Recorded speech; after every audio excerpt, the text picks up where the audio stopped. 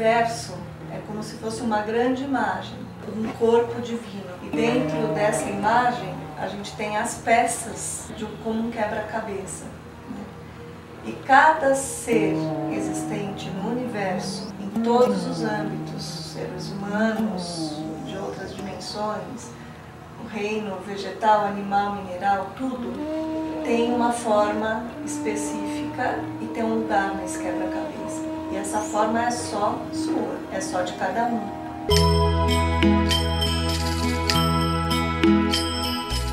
Eu fui com a Cláudia Piedade, que é terapeuta artística e doadora de Diksha. E ela é uma semeadora de sementes de luz e vai contar umas histórias. Porque a gente é movido pelo pensar, o sentir e o querer, que é essa força de atuação no mundo. E a terapia artística, ela se coloca muito nesse meio, né? Dando esse impulso para o agir e para o pensar, equilibrando essas forças. A arte é completamente a linguagem do coração. E quando você acha a tua forma, você acha que as coisas começam a fluir mais? Você sentiu isso na tua vida, por exemplo? É como se você nadasse o tempo todo contra a maré, né? E quando você acha, você não faz esforço nenhum. A maré te leva, né? Você vai para um lugar seguro, um lugar que é o lugar do amor incondicional, né? Eu posso ajudar as pessoas dessa maneira com a terapia artística, posso complementar isso com a Diksha e tudo se fecha. E a Diksha, ela foi criada com um foco muito específico, que é de ajudar a humanidade a despertar. Chama Oneness University, que é uma universidade espiritual, que é a Universidade da Unidade. Os fundadores da Diksha é a Ama e o Bhagavan, né, que é esse casal aqui. A Diksha é uma prática.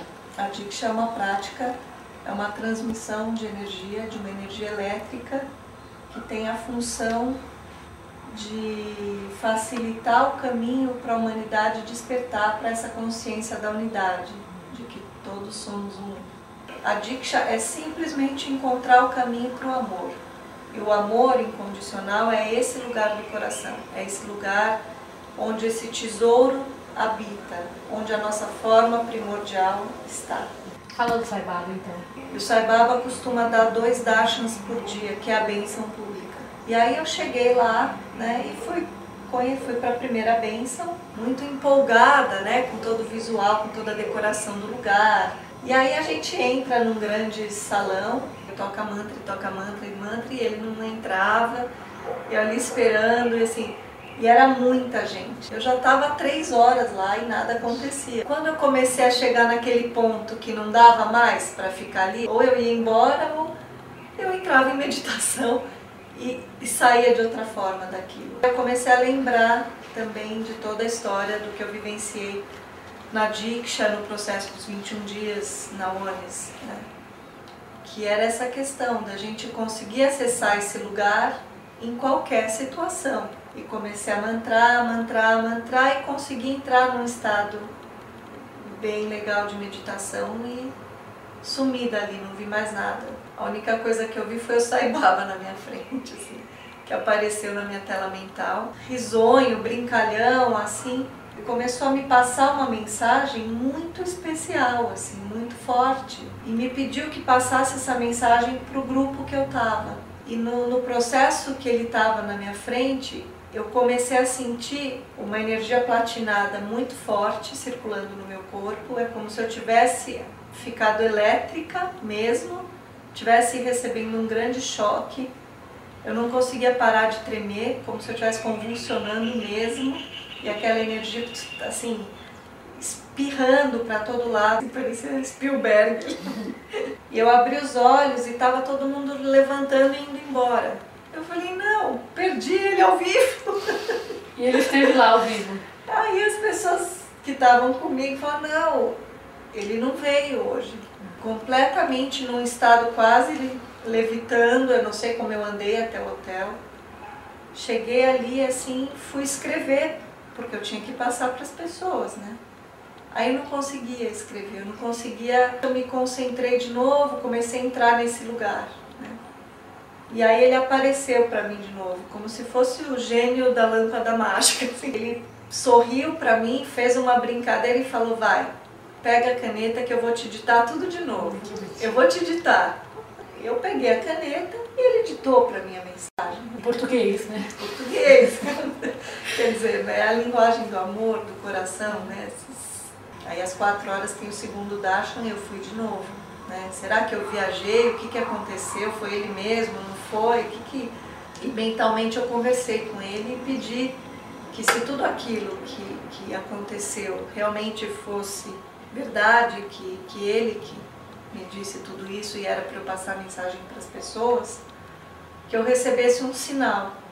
Quando ele passou ali na minha direção, né, nessa pista, ele parou o carro, aí abriu o vidro, olhou para mim e fez assim com a mão.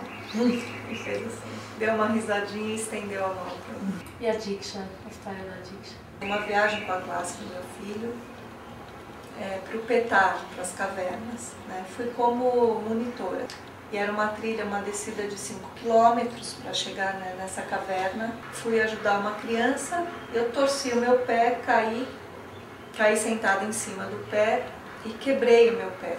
O que eu estou querendo ilustrar é uma passagem que eu vivenciei de o que é você estar no caos, que para mim aquilo naquele momento se transformou num caos, e conseguir acessar a luz. Doía muito e estava muito frio, chovendo sem parar. Assim. Eu deitada na lama, né, no chão, começou a me dar hipotermia e nessas 3 horas que eu fiquei esperando é que tudo aconteceu assim. Eu falei, o que de pior aqui pode acontecer? É eu morrer. Estava tão insuportável de manter e sustentar aquela dor que eu cheguei a pensar que isso ia acontecer. Assim. E eu comecei a desejar estar naquele lugar onde eu aprendi, né, que é o lugar do coração, no meu templo interno. E aí eu comecei a mantrar o mantra da Diksha. Eu comecei a sentir uma gratidão tão grande por aquilo ter acontecido. O meu ego vê aquilo como um caos. Só que nesse lugar não é o ego que fala, é o eu sou.